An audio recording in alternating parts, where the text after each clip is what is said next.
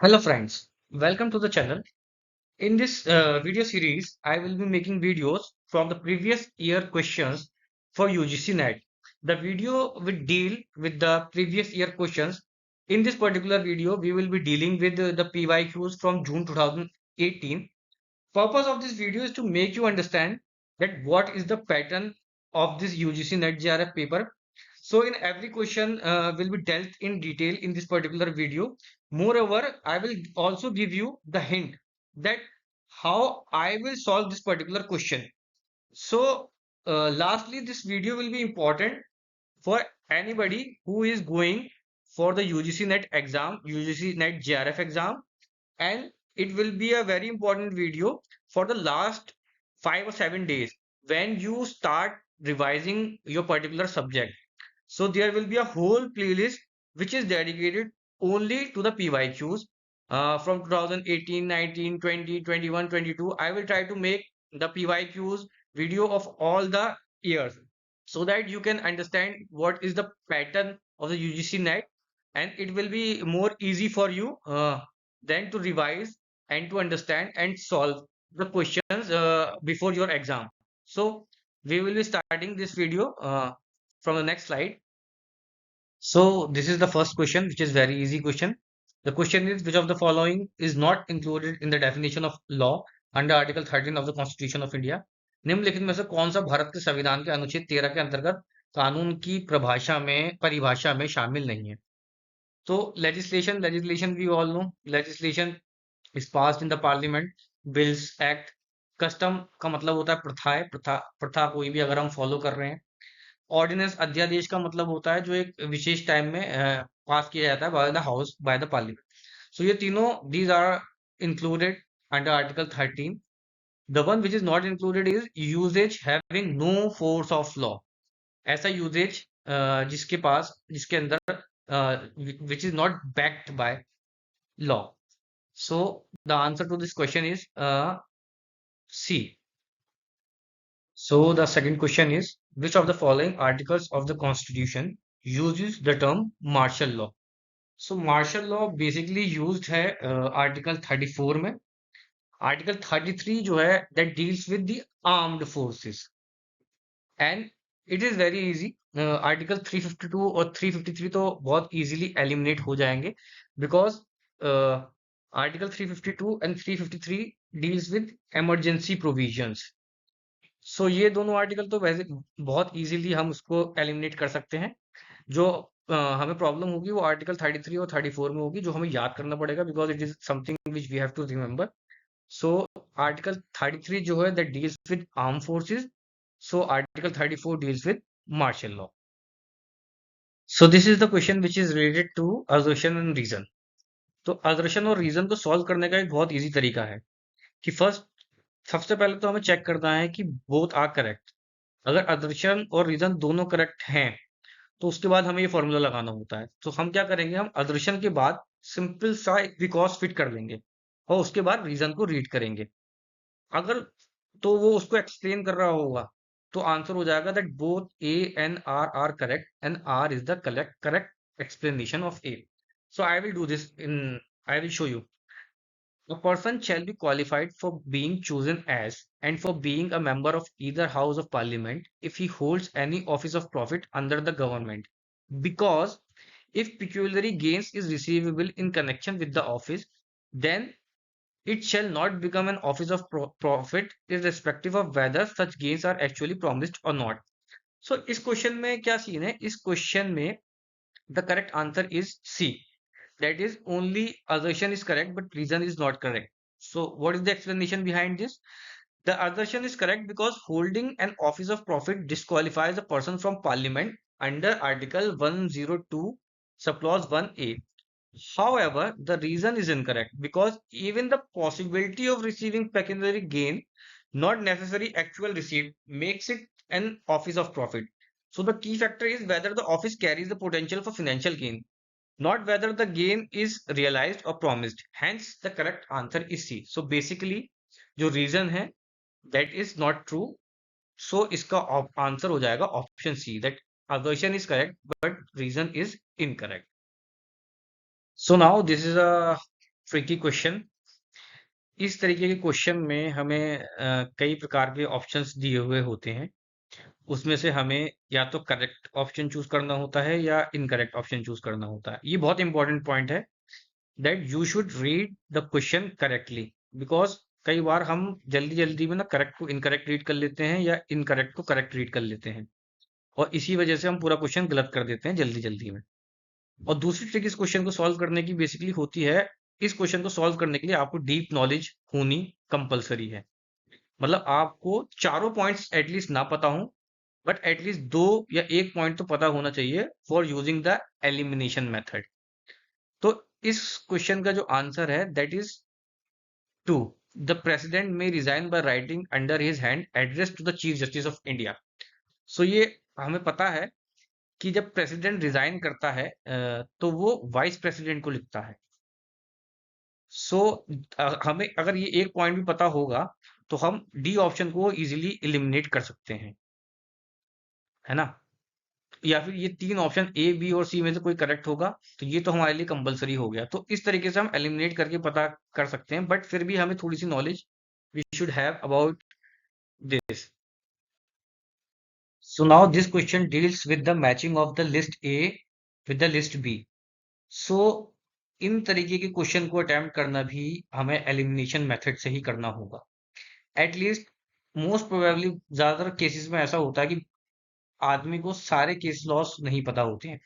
But for example इसमें KM Nanavati versus state of Bombay वाला case है, तो रुस्तम मूवी हम सबने देख रखी है, तो ये इंपॉर्टेंट और हाईलाइटेड केस है, तो मोस्टली ये लोगों को याद रहता है। But this case is also related to the disqualification of members. So अगर हमें इसमें ए का अगर हमें ये पता है कि 4 है, यानी कि डिस्क्वालिफिकेशन ऑफ मेंबर्स हैं, तो हम और इसमें जो कोड्स दे रखे हैं ना, उस कोड के हिसाब से ए सिर्फ एक ए में ए जो 4 है वो सिर्फ एक में है, that is the option D. So option D easily हम एलिमिनेट करके आंसर निकाल सकते हैं। But moreover I have also mentioned the cases beside in the explanation. So आप इसको याद भी कर सकते हैं, या remembering all the cases is the very important thing. But जब आप एग्जाम दे रहे होते हैं, तो मान लो अगर आपको सारे केसेस याद नहीं आ रहे हैं, तो भी आपको अगर एक आध केस की थोड़ी सी भी चीज याद आ रही है, तो उसको आप मिलाकर देखकर ऑप्शंस को एलिमिनेट करने की कोशिश करेंगे। So now this is an important case, important question from the constitutional law, that is theory of basic structure, which obviously deals with Article 368 of the Constitution. इससे related theory of basic structure से related एक एक case हमें chronological order में याद रखना है, चाहे वो शंकरी प्रसाद हो, चाहे वो गोलकनाथ हो, चाहे वो कृष्णनंदा भारती हो। And 3 cases are mentioned in this question, that is Minerva Mill versus Union of India, Vaman Rao versus Union of India, L Chandra Kumar versus Union of India। Explanation बराबर में दे रखी है, so I will be not going in detail. But अगर आपको ये 3 cases और पूरी डॉक्ट्राइन पता है, जो कि बहुत इंपॉर्टेंट डॉक्ट्राइन है, ऑलमोस्ट हर एग्जाम में पूछी जाती है, तो you can easily eliminate that TK Rangarajan versus government of Tamil Nadu deals with government employees right to strike, but does not deal with Article 368। So इस तरीके से एलिमिनेट करके इस क्वेश्चन का आंसर हम इजीली कर सकते हैं। Another important question from constitutional law, Article 360, we know that from 352 to 360 deals with the emergency provisions, और emergency provisions सारे के सारे बहुत ज्यादा इंपॉर्टेंट हैं, तो we should remember the emergency provisions, क्योंकि उसमें से ये डायरेक्ट क्वेश्चन पूछा गया है। जैसे ही हम पॉइंट 1 पढ़ेंगे, that it shall cease to operate at the expiration of 1 month unless approved by the both houses of the parliament. तो हमारे दिमाग में क्लिक करना चाहिए, हमें इसके नोट्स बनाने हैं कि नेशनल इमरजेंसी में कितना टाइम है, स्टेट इमरजेंसी में कितना टाइम है, फाइनेंशियल इमरजेंसी में कितना टाइम है। बाकी आप थॉरोली सेक्शंस को रीड करेंगे तो एक आइडिया बन जाता है, मिल जाता है, तो उसके अकॉर्डिंगली भी हम आंसर दे सकते हैं। बट स्पेसिफिकली जो टाइम पीरियड मेंशन है तीनों इमरजेंसीज में, वो हमें रिमेंबर करना बहुत इंपॉर्टेंट है, और उसको रिमेंबर करके उसके एक आपको नोट्स बनाने हैं, उसको रिमेंबर करके हम इजीली इस आंसर को सॉल्व कर सकते हैं, इस क्वेश्चन को सॉल्व कर सकते हैं। So this is very important question and a very tricky question. इस क्वेश्चन को सॉल्व करने के लिए हमें दो कॉन्सेप्ट पता होना बहुत जरूरी है। पहले तो there are two houses, that is Lok Sabha which is not permanent, and Rajya Sabha which is permanent house. And there is two more concept, prorogation of the house और dissolution of the house. Prorogation of the house किसको कहते हैं? Prorogation of the house कहते हैं जब एक सत्र खत्म हो जाता है, एक सेशन खत्म हो जाता है, उसके बीच का जो टाइम पीरियड होता है उसको प्रोरोगेशन कहते हैं। और जब एक हाउस डिसॉल्व हो जाता है, मतलब पूरी तरीके से एंड हो जाता है, तो उसको डिसोल्यूशन कहते हैं। अब राज्यसभा तो परमानेंट हाउस है, राज्यसभा डिसॉल्व नहीं होता है। डिसॉल्व होता है लोकसभा। कब होता है? कई सारी कंडीशंस हैं, लेकिन मेजरली जब 5 साल की सरकार के कंप्लीट हो जाते हैं तो वो हाउस डिसॉल्व हो जाता है। अब इसके लिए, इस क्वेश्चन के लिए हमारे पास सीधे सीधे आर्टिकल्स हैं जिसमें मेंशन है कि लोकसभा अगर प्रोरोगेशन पे है, मतलब डिसॉल्व नहीं हुआ है, और कोई बिल पेंडिंग है, तो वो बिल लैप्स नहीं होगा। अगर लोकसभा डिसॉल्व हो गया लेकिन बिल राज्यसभा में था, तो उस टाइम पर क्या होगा? उस टाइम पर भी बिल जो है वो लैप्स नहीं होगा। टाइम वेट होगा कि लोकसभा दोबारा बन जाए। ठीक है? तो इसको देखते हुए जो ऑप्शन बी और सी हैं that are correct. But option A जो कि कहता है कि an ordinary bill can only originate in council of states, तो ये बिल्कुल गलत है। वो लोकसभा और राज्यसभा में दोनों में ओरिजिनेट हो सकता है। हालांकि मनी बिल जो है that only originates in Lok Sabha. And the option D is a bill pending in the house of the people shall not lapse by the reason of dissolution of the house. तो ये option गलत है। Article 107 का clause 5 कहता है, strictly specifies that a bill pending in the house of the people lapse on it's dissolution. कोई bill अगर लोकसभा में पेंडिंग है और लोकसभा डिसॉल्व हो जाती है तो वो बिल लैप्स कर जाता है। आई होप ये कॉन्सेप्ट आपको क्लियर हो गया होगा। Another important question from the constitutional law.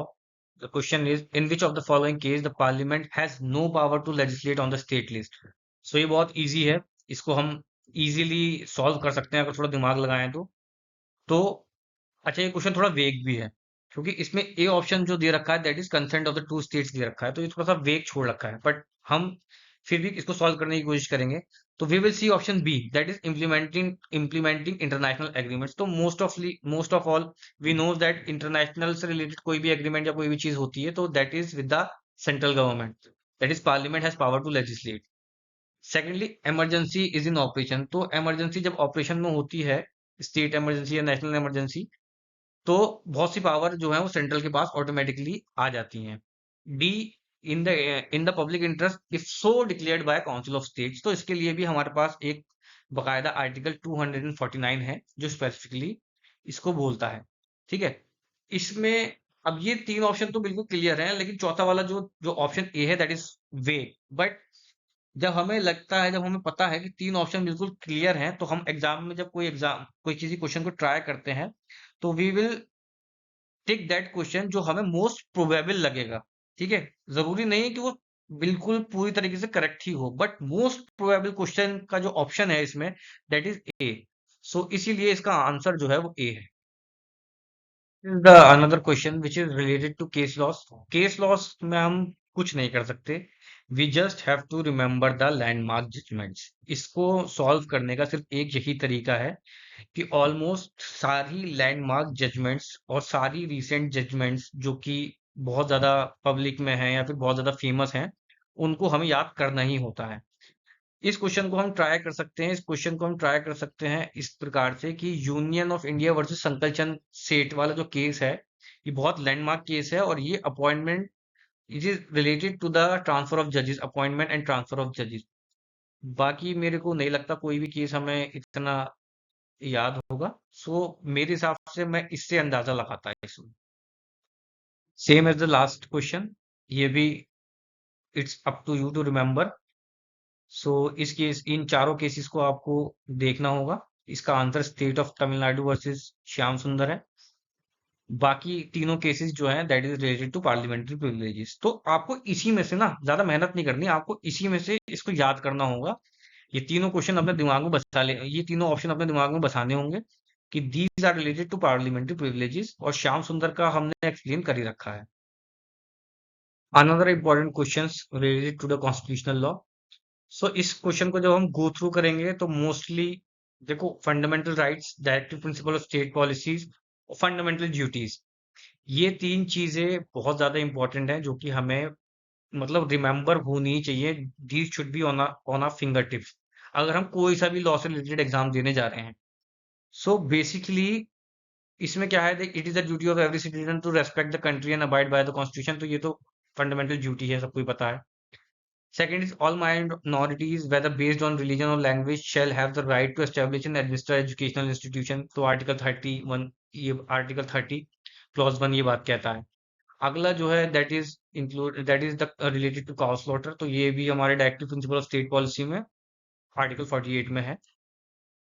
लेकिन ये चौथा पॉइंट जो है, ये चौथा पॉइंट 2019 के बाद we should include this thing also. So जो पुराना इसका 2018 का आंसर है उसमें सिर्फ 3 स्टेटमेंट करेक्ट है, चौथी करेक्ट नहीं है। But now we will see according to now scenario, today's scenario.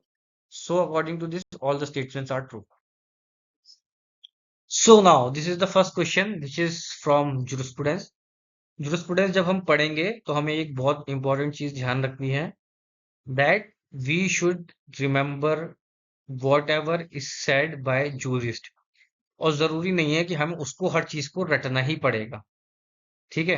जैसे अगर कोई जैसे कि John Austin, Hans Kelsen, Jeremy Bentham, H L A Hart, ये चारों तो एक ही स्कूल से बिलोंग करते हैं, that is analytical school of jurisprudence, ठीक है।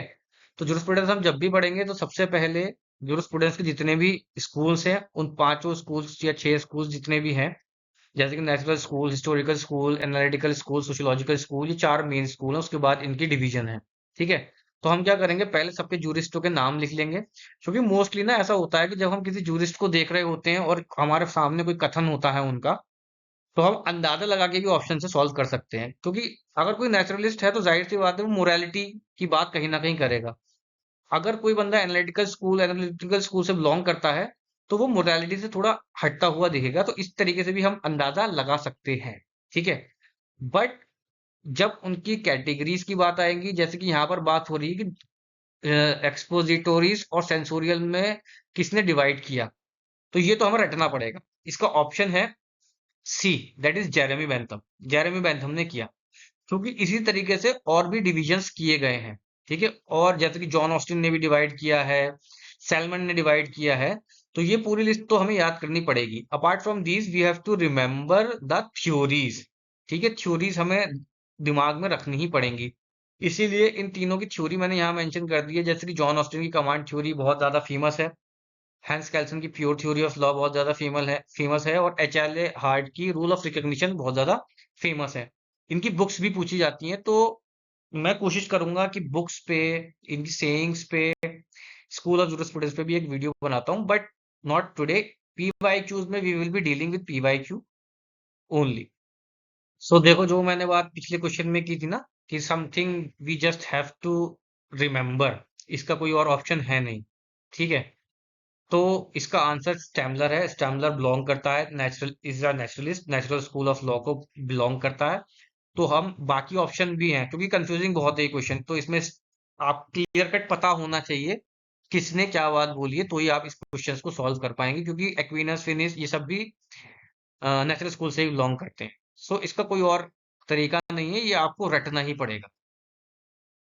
Another tricky question from jurisprudence. अब इस क्वेश्चन को मैं कैसे अप्रोच करता, क्योंकि देखो, क्वेश्चन को अप्रोच करना बहुत जरूरी है, ठीक है। अब इसमें जो हमें जूरिस दे रखा है, that is Hart. Hart analytical school को बिलोंग करता है, he is a positivist. So now we will start reading question. सबसे पहला ऑप्शन दे रखा है लॉ और कमांड्स। तो एनालिटिकल स्कूल में कमांड का एक बहुत इंपॉर्टेंस है, ये हमें पता है, क्योंकि ऑस्टिन भी कमांड की बात करता है तो हार्ट भी कमांड की बात करेगा, तो एक ऑप्शन वन तो होगा ही होगा, ठीक है। तो हम टैली करेंगे नीचे के ऑप्शंस में, तो चारों में वन दे रखा है, ठीक है। तो चलो, ये तो वैसे ही कंफर्म हो गया। सेकंड पढ़ेंगे, the analysis of concept is distinct from sociological and historical inquiries. जाहिर सी बात है, लेकिन चलो, किसी को याद होता है किसी को नहीं होता, तो इस पॉइंट को हम स्किप कर देंगे। थर्ड पॉइंट पर आते हैं, moral judgments can not be established और डिफेंडेड बाय रैशनल आर्ग्यूमेंट्स।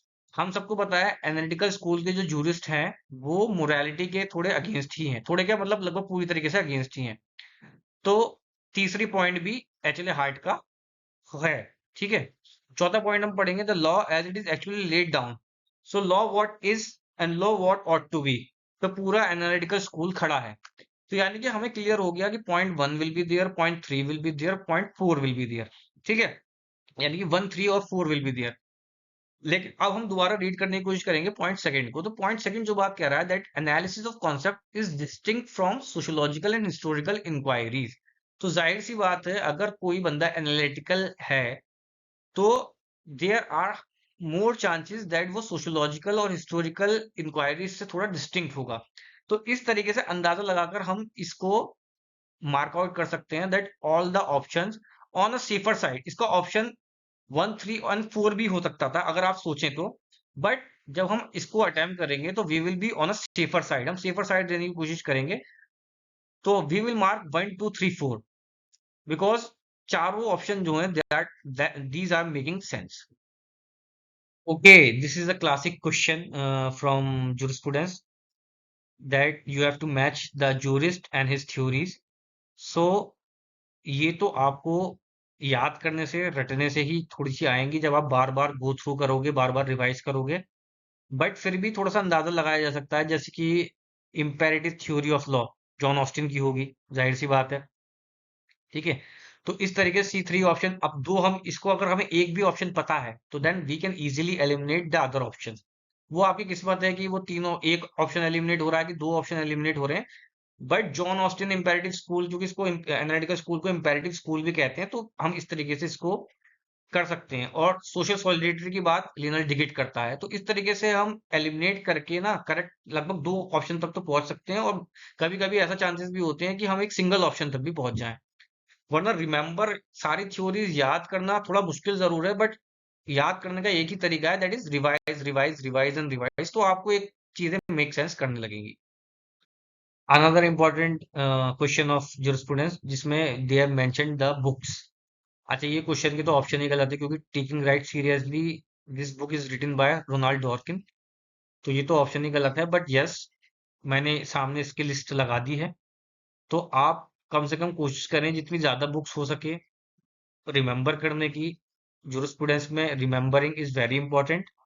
ठीक है, तो फिर भी ये चार बुक्स मैंने यहाँ पर लगा दी हैं। I will try to make videos on jurisprudence and constitutional law and international law, जहाँ पर कई डॉक्ट्राइन्स की एक पर्टिकुलर वीडियो बनाने की मैं कोशिश करूंगा, ताकि वो आपको याद करा सकूं, उसको आप रिवाइज कर सको इजीली। बट स्टिल ये चार किताबें लिखी हुई हैं। ऐसा भी होता है कि इन चार ऑप्शंस में से इस बार ये दे दिया तो उस बार वो दे दिया, और आप चार में से अगर तीन भी याद कर लेते हो तो एलिमिनेशन के थ्रू इजीली आदमी इसको सॉल्व कर सकता है। Another question of jurisprudence which is related to theories. तो इसमें एक इजी तरीके से हम थ्योरी इसको एलिमिनेट कर सकते हैं। देखो, fiction theory, realist fiction theory से तो पता ही चल रहा है that it belongs to legal personality. ठीक है, जैसे कंपनी है, कंपनी क्या है, एक लीगल पर्सनैलिटी है। ठीक है, but it is also fictitious personality, तो हम फिक्शन थ्योरी से उसको रिमेंबर कर सकते हैं। रियलिस्ट थ्योरी और bracket theory are also related to legal personality. ठीक है, ब्रैकेट ब्रैकेट से, क्योंकि इस थ्योरी में एक तरीके से जो पर्सनैलिटी है, जो लीगल पर्सनैलिटी है, उसको ब्रैकेट में रखा जाता है। ठीक है, फिक्शन से तो वो क्लियर हो ही रहा है, और रियलिस्ट भी रियल और फिक्शन से रिलेटेड है। तो ये तीन थ्योरीज तो बेसिकली लीगल पर्सनैलिटी की थ्योरी है। तो इन तीनों को हम रिमेंबर करके इस चौथे ऑप्शन को हम टिक कर सकते हैं, क्योंकि इंटरेस्ट थ्योरी और will theory are only related to legal right. तो ये तो मैंने आपको एक तरीका बताया रिमेंबर करने का कि fiction, real, bracket, these belongs to legal personality. तो इस तरीके से आप भी इसको रिमेंबर करके इनको बहुत इजीली थ्रू एलिमिनेशन आप इसको टिक कर सकते हैं। Okay, so this question is we have discussed in the last question. So this question is also related to the theory, but it is related to the corporate personality. तो इसका answer तो functional theory है। बाकी आप easily इसको याद कर पाए, इसलिए आई प्रिपेयर्ड अ लिस्ट कि लीगल पर्सनालिटी से रिलेटेड कौन कौन सी थ्योरी हैं। ठीक है, उसके अलावा भी थ्योरीज में मेंशन है, जैसे कि हॉल्फीडियंस की theory that, but it is also it's related to bundle of legal relations like rights and liberties and privileges and all. Next question I think उसी से डील करता है। बट इसको पढ़ के आप इजीली रिमेम्बर कर सकते हैं कि लीगल कॉर्पोरेट पर्सनैलिटी से रिलेटेड कौन कौन सी थ्योरीज हैं। सो या दिस इज द हॉल्फीडियन मॉडल। इससे सवाल आता है। बेसिकली कोरिलेटिव्स और जूरल कोरिलेटिव्स और जूरल अपोजिट से ये बात करता है। हॉल्फीडियन ने एक तरीके से समझाने की कोशिश की है कि कोरिलेटिव क्या होता है। बेसिकली कोरिलेटिव जब एक एग्जिस्ट करेगा तो दूसरा भी एग्जिस्ट करेगा। जैसे कि क्लेम है तो नो क्लेम होगा, लिबर्टी है तो डिसेबिलिटी होगी, पावर है तो लाइबिलिटी होगी, इम्यूनिटी है तो डिसेबिलिटी होगी। ठीक है। But when it comes to opposite, तो अपोजिट का मतलब होता है जब एक एग्जिस्ट करेगा तो दूसरा एग्जिस्ट नहीं करेगा। फॉर एग्जाम्पल, जब क्लेम एग्जिस्ट करेगा तो नो राइट एग्जिस्ट नहीं करेगी, क्योंकि राइट होगी या तो नहीं होगी, दोनों में से एक ही चीज, दोनों एक साथ एग्जिस्ट नहीं कर सकती। कोरिलेटिव दोनों एक साथ एग्जिस्ट करेंगी, और जुरल अपोजिट्स का मतलब होता है दोनों एक साथ एग्जिस्ट नहीं करेंगी। जैसे कि अगर लिबर्टी होगी तो ड्यूटी नहीं होगी, पावर होगी तो डिसेबिलिटी नहीं होगी, और इम्यूनिटी होगी तो कोई लाइबिलिटी नहीं होगी। ठीक है। Now this is an important question relating to position and ownership of jurisprudence। और इसमें बेसिकली क्या है, इसमें we have given a situation. So the question is, X, a servant, finds a bag at the basement of the shop. He hands it over to Y, the owner of the shop, who asks him to place it in the almirah. So now the bag is in the position of. So इसका answer obviously C है, because why? Because in him there was corpus and animus.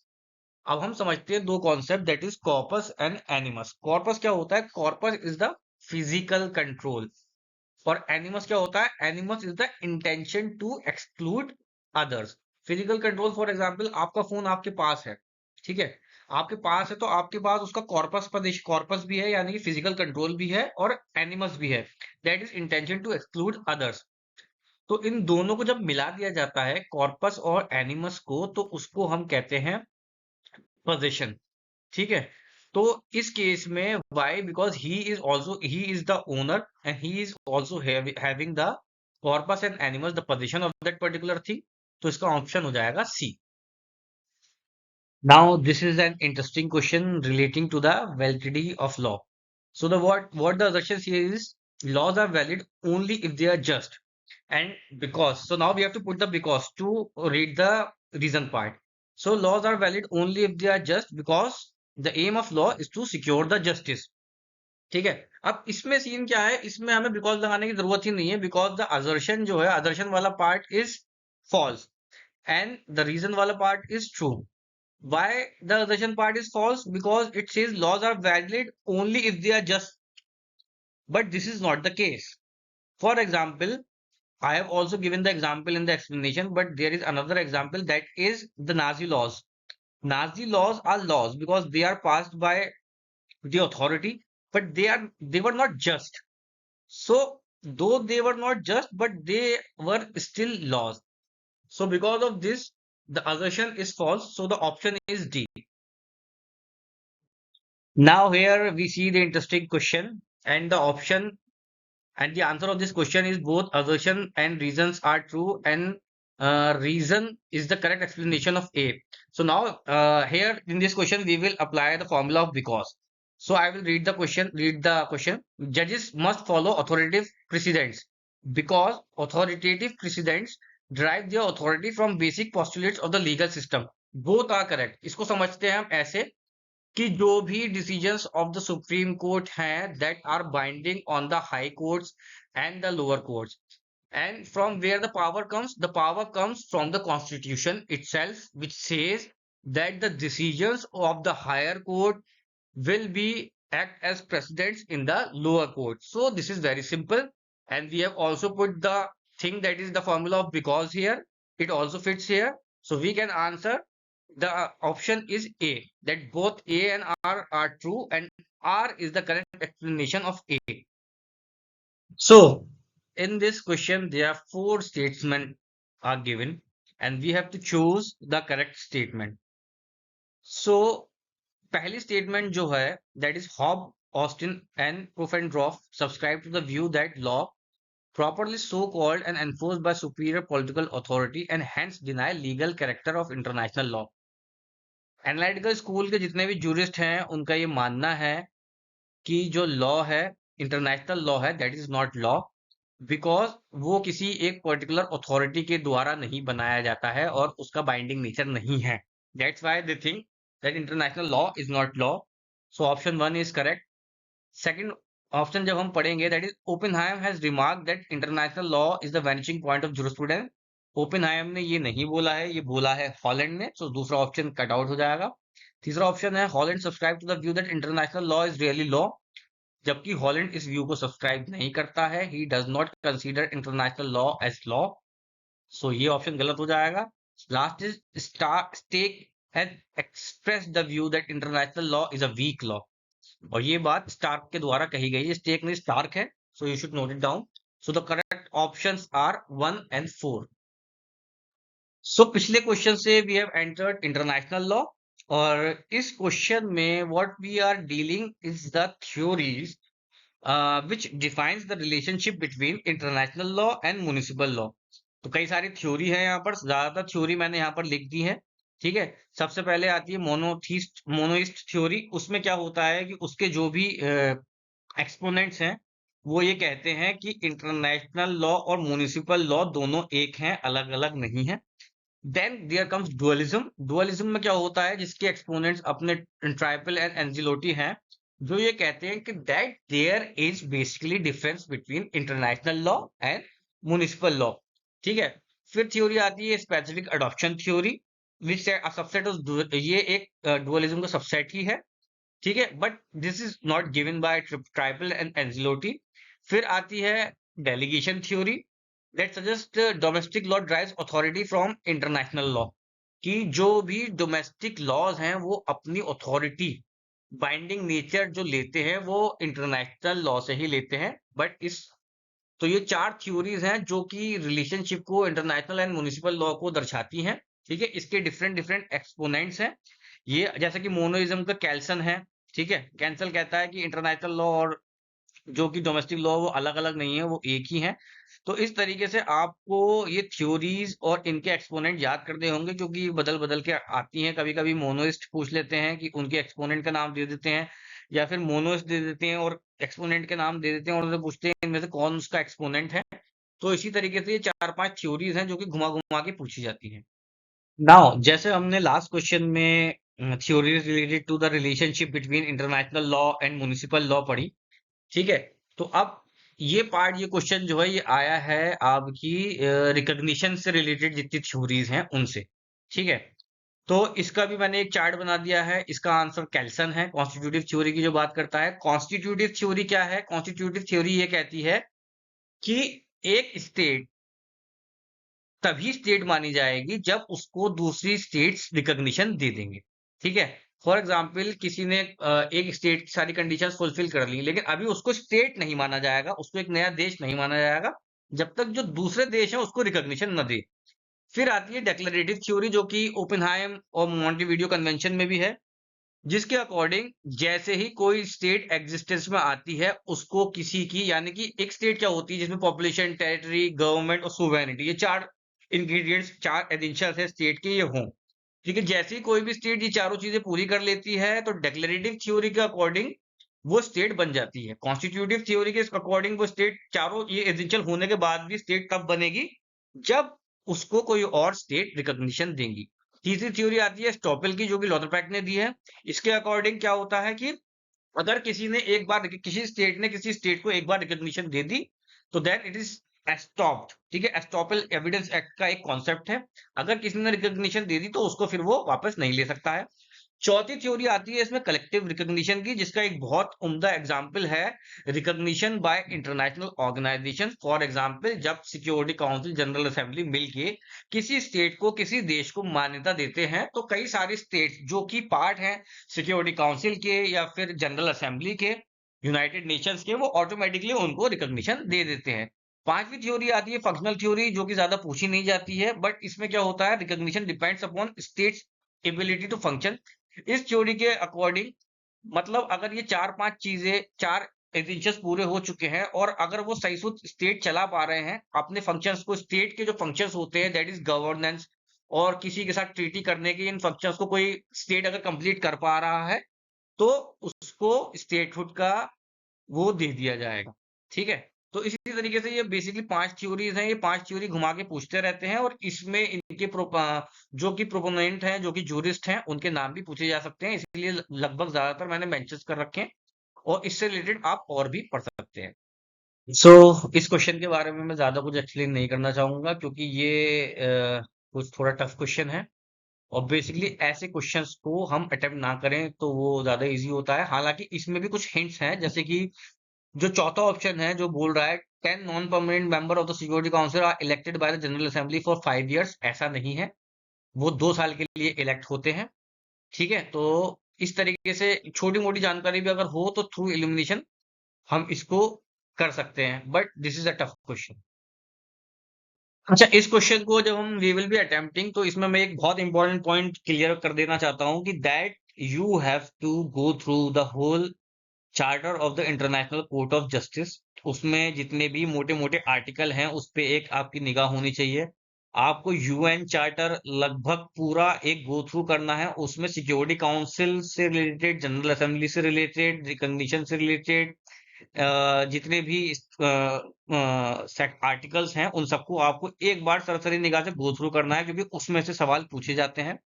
ये उसी प्रकार का एक सवाल है, but ये सवाल सिर्फ आईसीजे से है, जिसमें मैंने चीजें सामने लिख दी हैं। जैसे कि article 38 is one of the most important article जो पूछा जाता है, that is related to the sources of international law, treaties, customs, general principles, basically ये है। तो आपको इसको गो थ्रू करना है। Article 59, judgments are binding only on the parties to the dispute, ये एक इंपॉर्टेंट आर्टिकल है। Article 41 which says that ICJ can order temporary measures to prevent irreparable damages. और लास्ट है आर्टिकल 62, जो कि थर्ड स्टेट इंटरवेंशन को मना करता है। इसके अलावा जो आईसीजे में मेंशन है, जो कि हमारे लिए बहुत इंपॉर्टेंट है, और जो कि यूएन चार्टर में भी मेंशन है, जो कि हमारे लिए बहुत इंपॉर्टेंट है, वो है कि मेजर्स ऑफ सेटलमेंट, कुछ पीसफुल भी हैं, कुछ नॉन पीसफुल भी हैं, उनके आर्टिकल्स पूछे गए हैं, तो that too we should go through at least once. तो ये सारे आर्टिकल्स इस लहज से काफी इंटरनेशनल लॉ में इंपॉर्टेंट हो जाते हैं, और हर कॉम्पिटिटिव एग्जाम्स में लॉ के जिसमें भी इंटरनेशनल लॉ पूछा जाता है, उसमें ये सब रिपीट कंटिन्यूअसली होते रहते हैं। जो चीज I have discussed in the last question, वो चीज इसमें बिल्कुल एक्सप्रेसली आ गई है। ठीक है, जैसे good office is a Pacific means of settlement. Pacific basically peaceful means of settlement है। ठीक है, सब्सटीट्यूशन जो है, लॉस ऑफ नेशनैलिटी जो है, ठीक है, ये सब्सटीट्यूशन को डील करती है। और क्या नाम है आपकी, रिप्राइजल जो है, that is a kind of coercive means of settlement. ठीक है, इसमें एम्बार्गो आता है, कई तरीके की चीजें आती हैं, फिर लास्ट में वॉर आता है। तो ये मीन्स ऑफ सेटलमेंट जो है, पैसिफिक भी और कोअर्सिव भी, ये दोनों हमें यूएन चार्टर में हैं। इनको हमें पढ़ना है, उनके आर्टिकल्स को रिमेंबर करना है, और इस लिहाज से ये इंपॉर्टेंट बन जाते हैं। जो इस क्वेश्चन के लिहाज से इंपॉर्टेंट थे वो मैंने दे दिए। Again, you just have to go through this question and remember. So again, ये क्वेश्चन रिलेटेड है आईसीजे के चार्टर से, ठीक है, और यूनाइटेड नेशन के चार्टर से। ठीक है, तो इसमें पहली statement that all the members of United Nations are इसको fact of the member of statute of international court of justice. तो ये आर्टिकल 93 का clause 1 of the UN charter says so. ठीक है, जो क्लियर, और ये वैसे भी थोड़ा सा मतलब तार्किक लग रहा है। ठीक है, और चौथा ऑप्शन जो है, that is the decision of the ICJ are made by majority जजेस। This is also there in the under article 55 का क्लॉज 1। ठीक है, बट दो स्टेटमेंट इनकरेक्ट हैं, that is they are not 25 judges, they are 15 judges, which is given under Article 3 of the ICJ, and the term for which they are elected is 9 years, not 5 years. This is the important question. And it is also provided under Article 13, Clause 1 of the Statute of the ICJ. You can also cross check all the articles. And these are also important articles. जैसे मैंने पहले बोला कि ये criss cross करके पूछते रहते हैं, और ये जनरल जैसे कि स्ट्रेंथ और ऑफ द आईसीजे, ये इंपॉर्टेंट क्वेश्चन है। उनका टेन्योर कितना है, टेन्योर और स्ट्रेंथ से रिलेटेड क्वेश्चन इंपॉर्टेंट होते ही हैं। ठीक है, ये देखिए सीधा क्वेश्चन पूछा गया है कोअर्सिव मेजर से और पैसिफिक मेजर से। ठीक है, तो basically when a state behaves in discourteous manner with another state, international law confers right upon the state affected to resort to retortion, retortion से करने का इजाजत देता है, विच मीन्स रिटेलिएशन। तो ये है, ठीक है। एंड दूसरा है, because if the international dispute are not resolve by peaceful means then compulsive और coercive means may be used.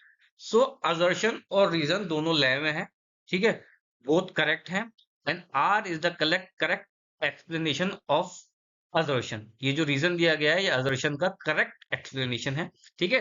But इससे सीखने वाली चीज क्या है कि हमें जितने भी कोercive मेजर्स हैं और पीसफुल मेजर्स हैं और उनसे रिलेटेड जो आर्टिकल्स हैं, मैं बार बार इसलिए बोल रहा हूँ because this is very important, repetitively पूछे जाते हैं बार बार हर एग्जाम में। So this is the question which is related to the organs of the United Nations. Basically general assembly, security council, economic and social council, International court of Justice, इनका जो भी कॉन्स्टिट्यूशन है, कितने मेंबर हैं, क्या election है, क्या चीजें हैं, क्या नहीं है, यूएन चार्टर के इनसे रिलेटेड जितने भी आर्टिकल्स हैं वो आपको सारे रिमेंबर, एक थोरो कर्सरी रीडिंग होनी चाहिए, कौन पहले मेंशन है कौन बाद में मेंशन है। तो इस तरीके से उनसे रिलेटेड आर्टिकल्स पूछे जाते हैं, ठीक है। इसमें पूछा गया है United Nations commission on human rights से रिलेटेड कि ये किसने एस्टेब्लिश किया था, तो इसका आंसर जनरल असेंबली है। और कहीं कहीं इसका answer economic and social council भी दे रखा है, बट मैंने यहाँ पर इसको एक्सप्लेन भी किया है, ठीक है। ड्राफ्टेड द इसमें यहाँ पर मैंने एक्सप्लेन किया है, ठीक है। तो आप इसको एक बार गो थ्रू कर सकते हैं। So now we have move to the Hindu law. So the question is, under Hindu law, the person descended from a common ancestor but different wives are known as full blood, half blood, uterine blood, no blood relation. So the answer to this question is uterine blood relations. बाकी जो बची हुई हैं वो भी मैंने define कर दी हैं, एक्सप्लेनेशन में लिख दी हैं इसमें। फुल ब्लड रिलेशनशिप का बेसिकली मतलब होता है सगे भाई बहन, ठीक है, तो फुल सिबलिंग जिनकी माँ बाप सेम होते हैं। और हाफ ब्लड का मतलब होता है जिनकी माँ या बाप में से एक सौतेला होता है, तो उसको कहते हैं हाफ ब्लड रिलेशनशिप। यूट्राइन का मतलब, यूट्रस से आप इसको रिमेंबर कर सकते हैं, बाय डिफरेंट वाइफ्स, और लेडीज में यूट्रस होता है, तो यूट्राइन ब्लड उसको कहते हैं कि जिनके माँ तो एक होती है, लेकिन कॉमन डिफरेंट वाइफ्स होती हैं, बट जो मेल काउंटर पार्ट है वो सेम होता है, तो उसको हम कहते हैं यूट्राइन ब्लड। सेम ये क्वेश्चन भी रिलेशनशिप से ही रिलेटेड है, basically this is also from Hindu law. तो एग्नेट का मतलब है when two persons are wholly related through males, जब दो लोग मेल्स के थ्रू जिनका कॉमन मेल एंसेस्टर होता है उनसे रिलेटेड होते हैं, तो उसको एग्नेट कहा जाता है, उन दोनों को एग्नेट कहा जाता है। फॉर एग्जाम्पल, दादा की औलादे, जैसे कि फादर और चाचा, तो ये कौन हो गए, ये एग्नेट हो गए। कोएग्नेट कहते हैं those who are not wholly related through males, जो कि मेल से रिलेटेड नहीं होते हैं। श्रुति का मतलब होता है व्हाट वाज हर्ड, जो सुना गया। और स्मृति का मतलब होता है व्हाट हैज बीन रिमेम्बर्ड, जो याद रखा गया। सो श्रुति एंड स्मृति जो है वो बेसिकली रिलेटेड है आपके ओरिजिन से ऑफ द हिंदू लॉ। और एग्नेट और को एग्नेट जो रिलेटेड है, these terms are basically used in while the partition और inheritance. Okay. So now this question is related basically to the marriages, voidable marriages. ये हिंदू लॉ का सबसे ज्यादा इंपॉर्टेंट पार्ट है, इसमें से बहुत ज्यादा क्वेश्चंस बनते हैं। डाइवोर्स के बच्चों, डाइवोर्स के ग्राउंड क्या है उनसे भी बहुत सारे क्वेश्चंस बनते हैं। कितने प्रकार के डाइवोर्सेस हैं उनसे बहुत सारे क्वेश्चंस बनते हैं। रजिस्ट्रेशन ऑफ मैरिज से लेके बहुत सारे क्वेश्चंस बनते हैं, ठीक है। These are one of the most important parts जो कि किसी भी पर्सनल लॉ में हमें कवर करने होते हैं। Not only Hindu law, we will be discussing Muslim law, तो उसमें भी void marriages, voidable marriages, irregular marriages, उनके बच्चे लेजिटिमेट होंगे, इलेजिटिमेट होंगे, इस तरीके के जो इतने भी क्वेश्चंस होते हैं ये बहुत इंपॉर्टेंट होते हैं, बार बार पूछे जाते हैं, क्योंकि घुमा फिरा के ऑलमोस्ट ये थोड़े कंफ्यूजिंग होते हैं, तो इसलिए इनसे एक दो क्वेश्चन हमेशा बन जाते हैं। जैसे कि इस क्वेश्चन में पूछा गया है, एक स्पेसिफिक धारा दी गई है, अंडर सेक्शन 5 का क्लॉज 3 दिया गया है हिंदू मैरिज एक्ट का, और पूछा गया है कि मैरिज कैसी होगी, वॉइड बट नॉट पनिशेबल होगी, वैलिड एंड नॉट पनिशेबल होगी, वैलिड एंड पनिशेबल होगी, वैलिड बट पनिशेबल होगी। तो बेसिकली जो क्लॉज 5(3) है हिंदू मैरिज एक्ट का, वो ये कहता है कि it talks about that the age limit of the bride groom and the bride, तो जो कि मेंशन है वो 21 साल है और 18 साल है। तो इसके अकॉर्डिंगली अगर इससे कम एज पे शादी होती है तो marriage will be valid, but the thing is it is prohibited by the prohibition of child marriage act, तो दैट विल बी पनिशेबल और 1 लाख की इस पे पेनल्टी है, ये आप एक बार और क्रॉस चेक कर लीजिएगा। सो marriage will be valid and punishable. जैसे कि मैंने पिछले क्वेश्चन में बताया था कि मैरिज से रिलेटेड क्वेश्चंस काफी सारे पूछे जाते हैं। वैलिड मैरिज है कि वॉइड मैरिज है, ग्राउंड्स ऑफ डाइवोर्स पूछे जाते हैं, क्योंकि dissolution of Muslim marriage act 1939 जो है वो बेसिकली डील्स ही सिर्फ ग्राउंड ऑफ डाइवोर्स से करता है। बट पर्सनल लॉज में फिर भी डाइवोर्स के ग्राउंड, वैलिड मैरिज के ग्राउंड और इर्रेगुलर मैरिज के ग्राउंड, वॉइड मैरिज के ग्राउंड पूछे जाते हैं। जैसे कि इस क्वेश्चन में पूछा गया है कि the following grounds are divorce are available to wife. और एक इंपॉर्टेंट चीज मैं और यहाँ पर डिस्कस करना चाहता हूँ कि मुस्लिम marriage, dissolution of Muslim marriage act 1939 जो है, that is the only law which specifically only deals with the grounds of divorce for only women. ठीक है, तो इसमें कई सारे ग्राउंड्स दे रखे हैं। डिस्कस हस्बैंड का वेयर अबाउट अगर 4 साल से ज्यादा है, अगर 4 साल से ज्यादा हस्बैंड की पनिशमेंट हो चुकी है, अगर हस्बैंड क्रूअल्टी करता है यानी कि फिजिकल, मेंटल या फिर इमोरल एक्ट करता है, या फिर धर्म को फॉलो करने की प्रैक्टिसेस में कोई ऑब्स्ट्रक्शन खड़ी करता है, ठीक है, या फिर 2 साल से ज्यादा मेंटेनेंस करने को मना करता है, तो these are grounds on which a Muslim women can take divorce under the dissolution of Muslim marriage act. तो इसके अलावा और भी कई सारे ग्राउंड्स हैं, तो ये मैंने इसलिए बताए हैं और इसलिए क्वेश्चन में मेंशन बार बार मैं जिक्र कर रहा हूँ कि ये सारे ग्राउंड्स कि आप नोट्स बना लीजिए, आपको पता होने चाहिए, क्योंकि इनसे रिपीटेटिवली क्वेश्चंस आते हैं जब भी कोई भी पर्सनल लॉ की बात होती है। तो this question is related to the Hindu adoption and maintenance act 1956। एक चीज मैं और बता देता हूँ कि जो मोस्टली पर्सनल लॉ से सवाल पूछे जाते हैं, वो सबसे पहले तो उसमें मैरिज से रिलेटेड सवाल होते हैं, दूसरा अडॉप्शन से रिलेटेड सवाल होते हैं, तीसरा मेंटेनेंस से रिलेटेड सवाल होते हैं, गार्डियनशिप से रिलेटेड सवाल होते हैं। उसके बाद सबसे इंपॉर्टेंट जो पार्ट होता है दैट इज इनहेरिटेंस। इनहेरिटेंस में भी ब्लड रिलेशंस की बात होती है। वो ऑलमोस्ट चारों हम इन 4-5 सवालों में आपने देख ही लिया होगा, रिपीटेडली यही पूछे जा रहे हैं। और आप नेक्स्ट ईयर के भी जब question paper we will be going through ना, तो उसमें भी वी विल सी कि इसी प्रकार के सवाल इन्हीं सेट पैटर्न से सवाल पूछे जाते हैं। 4-5 चीजें, अडॉप्शन, मैरिज, रीमैरिज और इनहेरिटेंस, इस तरीके के ही सवाल पूछे जाते हैं। तो ये अडॉप्शन एंड मेंटेनेंस एक्ट से सवाल पूछा गया है, ठीक है। और ये बहुत सिंपल क्वेश्चन है कि assertion है कि no person except the father और मदर और guardian of a Hindu child has the capacity to give in adoptation, and reason है नो रीअडॉप्शन में take place under the Hindu marriage act. So basically इसका explanation मैंने दे रखा है कि assertion जो इसका बिल्कुल ट्रू है, बट इसका जो रीजन है कि रीअडॉप्शन की बात जो है कि नो रीअडॉप्शन में take place under Hindu adoption and maintenance act, ये फॉल्स है। तो ये इससे रिलेटेड चीजें हैं, तो इसका आंसर ए है।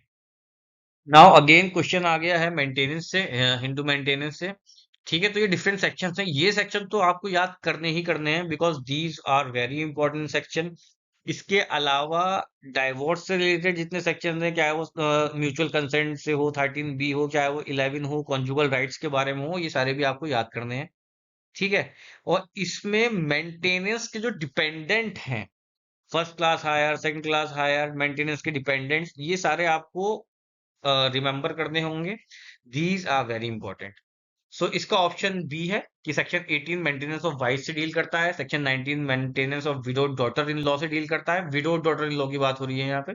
सेक्शन 22 मेंटेनेंस ऑफ डिपेंडेंट से डील करता है, जिसमें एल्डरली, माँ बाप और चिल्ड्रंस को इंक्लूड किया गया है। और फाइनली सेक्शन 23 जो है वो अमाउंट ऑफ मेंटेनेंस से डील करता है, इसमें इंटीरियम मेंटेनेंस की भी बात होगी, फाइनल मेंटेनेंस की भी बात है, ठीक है। तो ये बहुत इंपॉर्टेंट इस लिहाज से बन जाते हैं। मुस्लिम लॉ की जहां तक हम बात करें तो अ, अ, उसमें जो सेक्शन 125 सीआरपीसी में मेंटेनेंस अलाउ किया है, वो केस, शाहबानो वाला केस बहुत इंपॉर्टेंट बन जाता है। तो इसी प्रकार से ये लगभग इसी के अराउंड 4-5 बड़े टॉपिक हैं, और ये छोटे एक्ट्स हैं, तो ये पर्सनल लॉज इन्हीं के अराउंड घूमते हैं।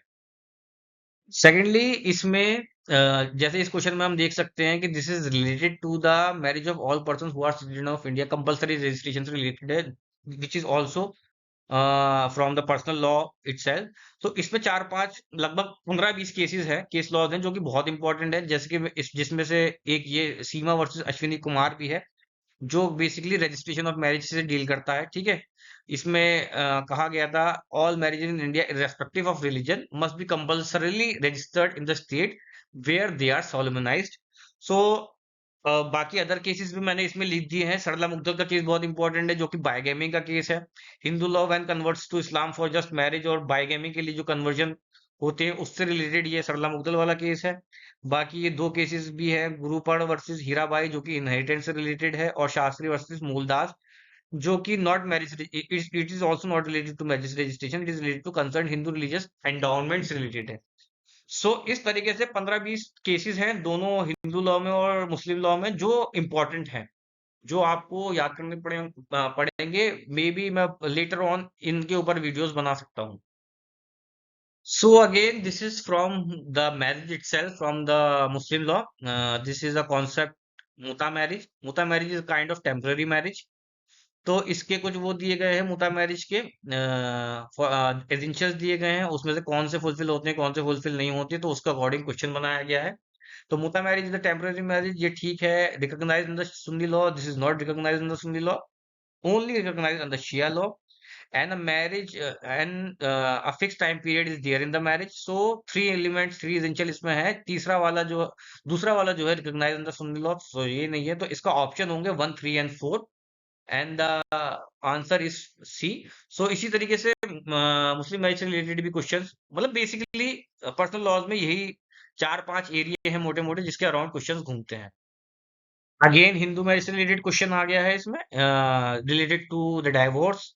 13A जो कि ऑल्टरनेट रिलीफ की बात करता है, 9 रेस्टिट्यूशन ऑफ कॉन्जुगल राइट्स की बात करता है, 10 जुडिशियल सेपरेशन की बात करता है, और 14 जो है no petition for divorce within 1 year of marriage, जो कि 1 साल के अंदर शादी की किसी भी प्रकार की डाइवोर्स के लिए एक सीलिंग या लिमिटेशन पीरियड है, कि उसके अंदर आप कोई भी जो पेटिशन है डाइवोर्स की वो फाइल नहीं कर सकते हैं अंदर, अगर आपकी शादी जो है वो is solemnized under Hindu marriage act 1956।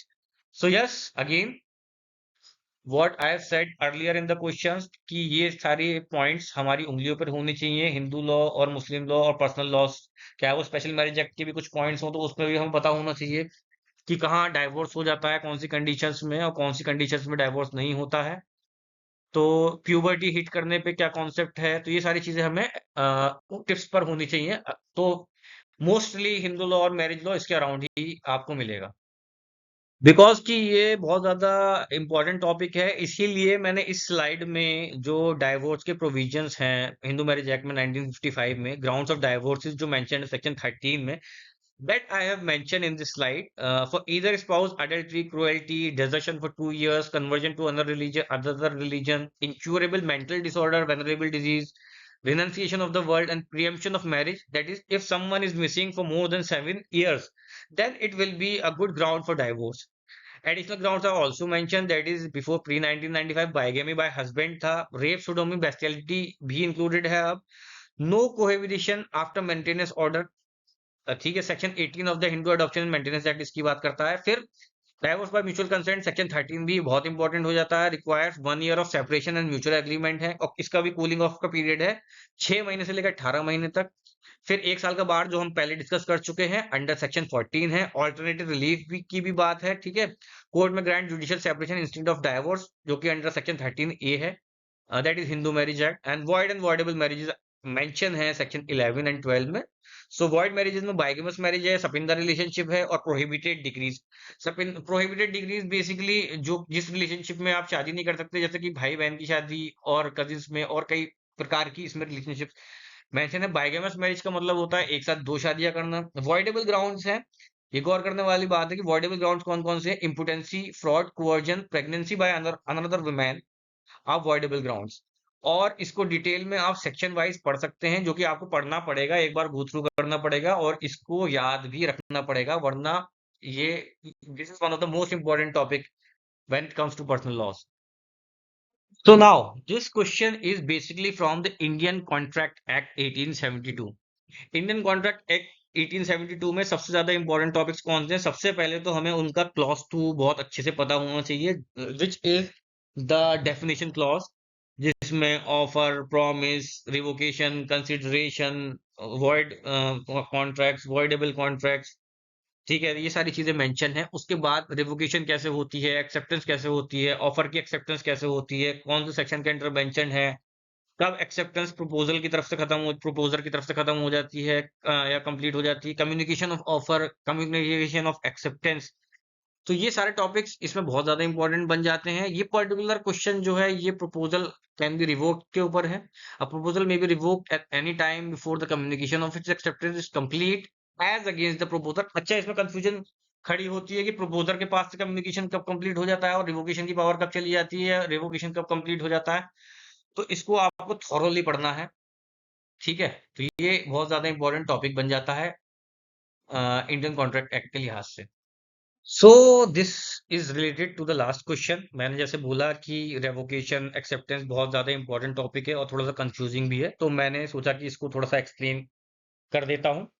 तो रिवोकेशन अब दो तरफ से होगा, रिवोकेशन बाय द प्रपोजर होगा और रिवोकेशन बाय द ऑफरी होगा। तो हम इसमें समझने की कोशिश करेंगे। पहले तो दो टर्म हम समझते हैं, प्रपोजर और ऑफरी एक्सेप्टर। प्रपोजर कौन होता है? मैंने अपनी कार बेचने की बोला, तो मैं कौन हो गया? प्रपोजर, कि मैं अपनी कार 5 लाख रुपए में बेचना चाहता हूं, तो मैं क्या हो गया? प्रपोजर, ठीक है। एक्सेप्टर कौन होगा? जो मेरी कार खरीदने को तैयार होगा, तो उसको हम बोलेंगे एक्सेप्टर, ठीक है। तो अब रिवोकेशन ऑफ ऑफर हम कब तक कर सकते हैं? ठीक है, मैंने अब हम इसको मेल के थ्रू समझने की कोशिश करेंगे, not email, but that mail जो डाकिया लेके जाता है, ठीक है। तो उसमें क्या है कि मान लो मैंने एक मेल ड्राफ्ट लिखा कि मैं 5 लाख रुपए में अपना कार बेचना चाहता हूँ, और वो मैंने पोस्ट कर दिया।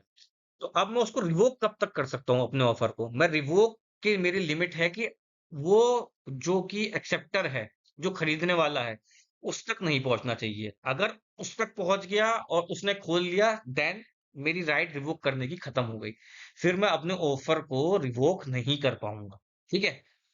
ऐसे रिवोकेशन ऑफ एक्सेप्टेंस होती है, ठीक है। मैंने 5 लाख रुपए में कार बेचने की सोची, मैंने मेल लिखा, उसने एक्सेप्ट कर लिया, उसने अब उसका एक्सेप्टेंस कब कंप्लीट होगा? पहले तो हमें ये पॉइंट समझना। उसका एक्सेप्टेंस जब कंप्लीट होगा, जब वो एक्सेप्ट करने का मेल पोस्ट ऑफिस में डाल देगा। जैसे ही उसने मेल पोस्ट ऑफिस में डाल दिया, उसका मेरे ऑफर को एक्सेप्टेंस कंप्लीट हो गया है, ठीक है।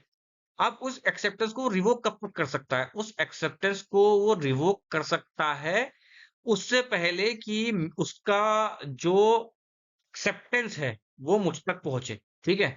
मेल के थ्रू उसने एक्सेप्टेंस भेज दिया, पोस्ट कर दिया, तो उसका एक्सेप्टेंस कंप्लीट हो गया। अब अगर वो एक और मेल लिखता है जिसमें रिवोकेशन की बात करता है अपने एक्सेप्टेंस को, तो वो एक्सेप्टेंस वाला मेल अगर पहले उस तक पहुंच गया जिसने ऑफर किया था, तो फिर वो उसको रिवोक नहीं कर सकता, उसको खरीदनी ही पड़ेगी वो कार। लेकिन उससे पहले रिवोकेशन का मेल अगर पहुंच गया, तो फिर वो उस ऑफर को रिवोक कर सकता है और उसको फिर वो कार नहीं खरीदनी पड़ेगी।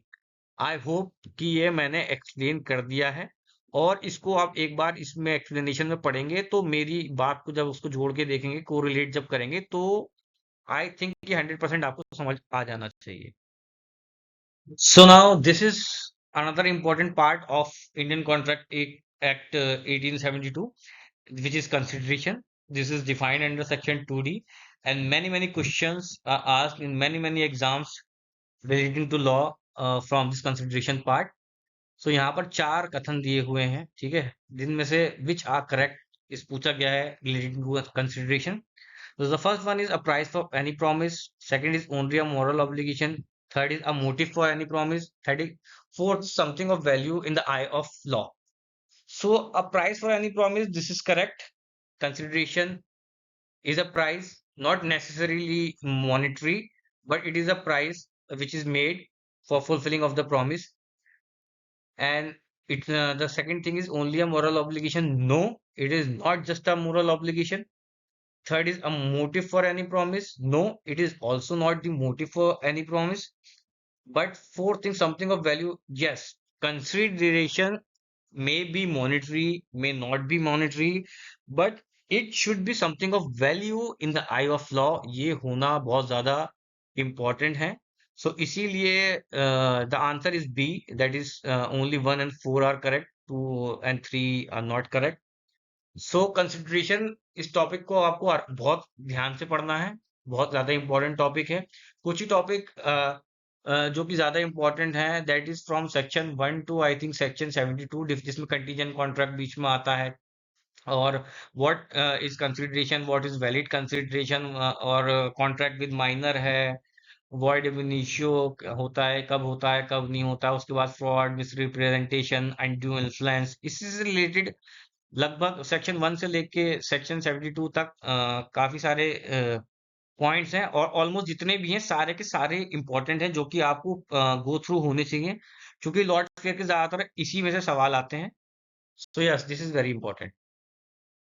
सो in this question we will be discussing Mohori Bibee versus Dharmodas Ghose, which is the case related to section 11 of the Indian Contract Act, which deals with the minors agreement. ये one of the most important case है, कई बार पूछा जा चुका है, बहुत से exam में पूछा जाता है.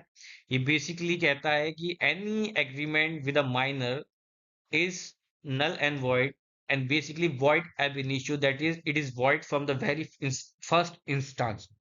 So इसमें कुछ पॉइंट्स लेट डाउन किए गए हैं, और इसमें से only third point is correct, that is that decision of the Privi council regarding voidness of minus contract, यही एक ट्रू है, क्योंकि this is the case from 1903. So at that time there was Privy Council. So इसीलिए जो option 2 है, that is the decision of Supreme Court of India regarding minors contract. This is not correct.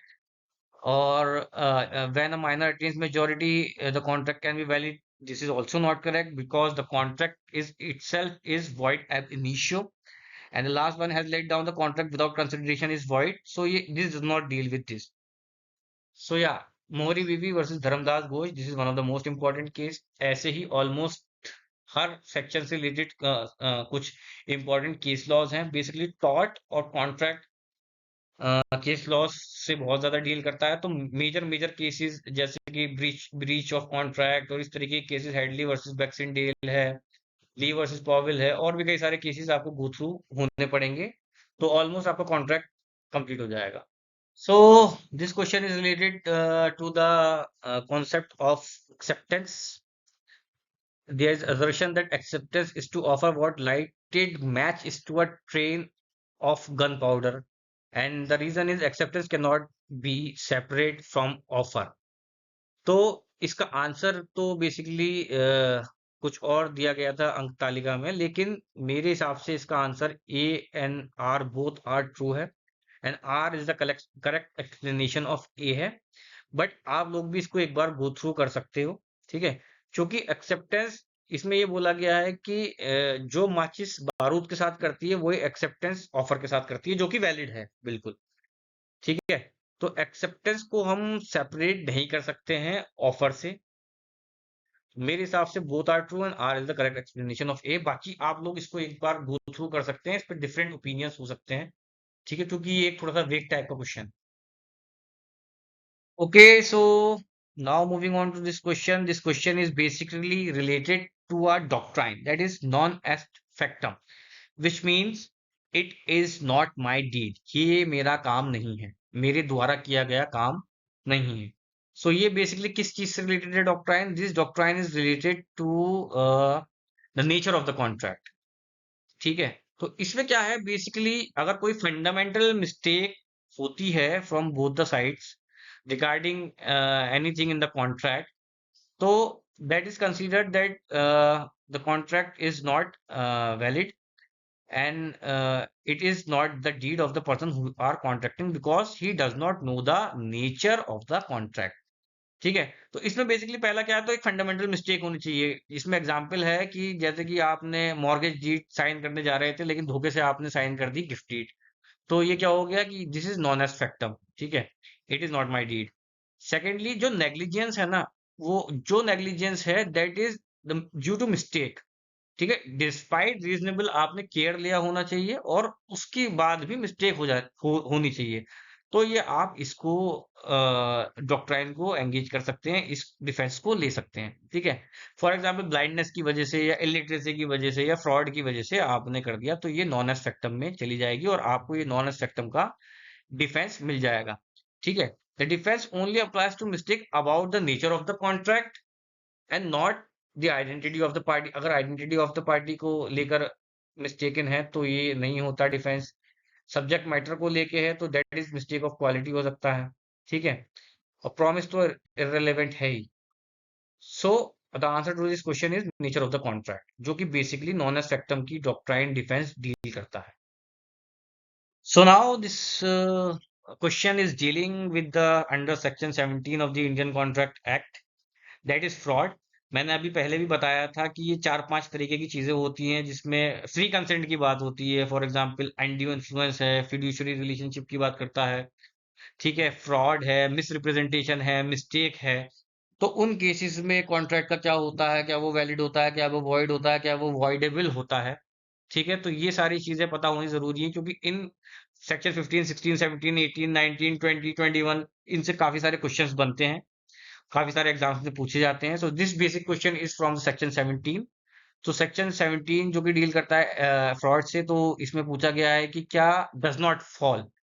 तो इसका answer है C, positive assertion of unwarranted statements does not fall under the category of fraud. Active concealment है, suggestion as a fact of which is not true by the one who does not believe it to be true is also false.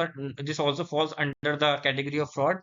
And last is D, that is a promise made without any intention of performing that particular promise is specifically mentioned under section 17 clause 3 of the Indian Contract Act. So this is all about fraud in this question. So in this question, we are dealing with the special damages, that under what circumstances special damages can be awarded.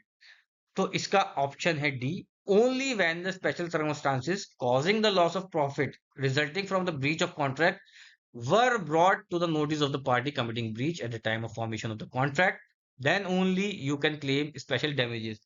मतलब कहने का ये है कि जब आप contract करने गए, आपने उसको बता दिया, फॉर एग्जांपल आप एक मशीन खरीदने गए जिससे जूस निकलता था, आपने उसको बता दिया कि इस मशीन की डिलीवरी 3 दिन के अंदर अगर हो जाएगी तो मेरे लिए फायदेमंद है, और अगर 3 दिन तक आप डिलीवरी नहीं दे पाते हैं तो मेरे को इसमें नुकसान हो जाएगा। अब ये फैक्ट आपने उसी टाइम खोल दिया। अब अगर वो डिलीवरी 3 दिन के अंदर ना देके 3 दिन के बाद देता है, तो then you can claim the special damages, जो कि उसकी डिलीवरी उस टाइम ना होने के कारण आपको हुए हैं, because you have told that person that the special circumstances, that the special damages which will be cost to you, because if that particular thing is not deliver in 3 days, तो वो special circumstances जो है वो आपने at that time ही उसके सामने खोल लिए थे, तो अब उसकी नॉलेज में थे, उसके बाद आपने कॉन्ट्रैक्ट किया। सो या you can take special damages. और डैमेजेस को लेके कई सारे केसेस हैं, जिसमें से Hadley versus Baxendale leading cases में आता है।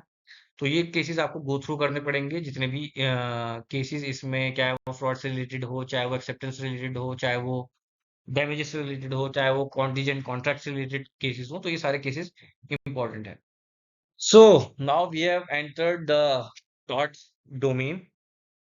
टॉर्ट एंड कॉन्ट्रैक्ट में एक major difference is this, that tort is a law at large, law for at public, but while the law of contract is in person, because law of contract deals with the liabilities between two parties or two persons or between the parties, while tort is something which is also, it can be personal, but majorly it is on the public side. So यहाँ पर हमें काफी सारे points दिए गए हैं, that is about tort, and we have to choose the correct one. So the first one is tort is a civil wrong for which remedy is a common law action. So this is valid point. Tort is a civil wrong जहाँ remedy हमें common law action में मिलती है. Second, tort is exclusively a breach of contract. No, it is not exclusively a breach of contract. ये personal भी हो सकता है, पब्लिक भी हो सकता है. Second is tort is an infringement of right in rem of private individual. No, private individual की राइट इन रैम के लिए टॉर्ट नहीं होता है, पब्लिक एट लार्ज के लिए होता है। तो ये भी ऑप्शन इसका करेक्ट नहीं है, इनकरेक्ट है। Fourth is taught is violation of legal duty owed to general public for maintenance of law and order. This is one of the best definition of tort. So this is correct. So tort और contract के बीच में basically क्या difference है कि tort जो होता है वो पब्लिक एट लार्ज के लिए, it is tort is a violation of legal duty or to people generally for maintenance of law and order, while contract is something that is only between the parties who are having that particular contract. So these are the some of the case laws which is related to tort. Let me tell you one very important thing about tort, which is that tort is like common law. तो ये England के common law की तरह है. इसमें this is not written legislation. This is something which is dealt with the cases. So tort is all about cases and the effect of that particular case and the situation in that particular case and the decision of that particular case. तो taught में आपको सिर्फ और सिर्फ case laws ही पढ़ने हैं और almost हर important, चाहे वो नेग्लिजेंस हो, चाहे वो न्यूसेंस हो, चाहे वो किसी भी प्रकार का और टॉट हो, चाहे वो पर्सनैलिटी से रिलेटेड हो, चाहे वो कन्फाइनमेंट से रिलेटेड हो, चाहे वो किसी भी चीज से रिलेटेड हो, तो टॉट में केस लॉ सबसे ज्यादा इंपॉर्टेंट है और आपको चाहे वो डैमेजेस से रिलेटेड हो, तो आपको केस लॉस सारे याद करने पड़ेंगे. I will try to make a video on the case laws, on the important case laws which are there in the टॉट related to each and every taught which is there, but I will try to make. But you have to learn, or you have to, you should know all the important case laws which is there in the tort.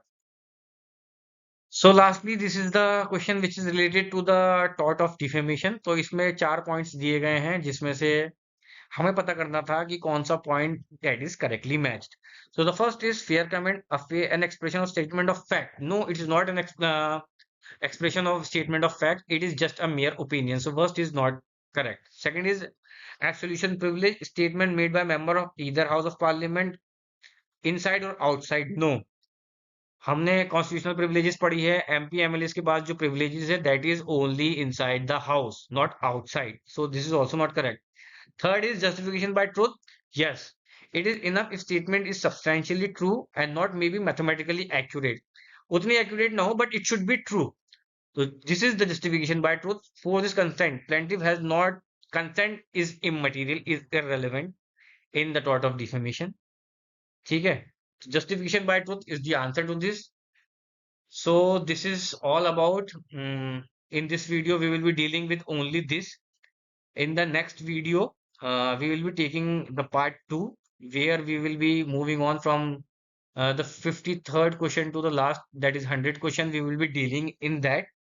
So I will be soon making that video and uploading, and I will be uploading all the videos related to the PYQs from 2018, 19, 20, 21, 22, 23. I will try to make the videos as far as possible, because previous year questions and their pattern and how to take those questions, they are the real questions which has came in the examinations. So they become one of the most important, and so as to crack any kind of competition, previous year questions are the most crucial one, because this is a kind of reverse engineering which we will be doing. Of course, reading any topic from a textbook is very important.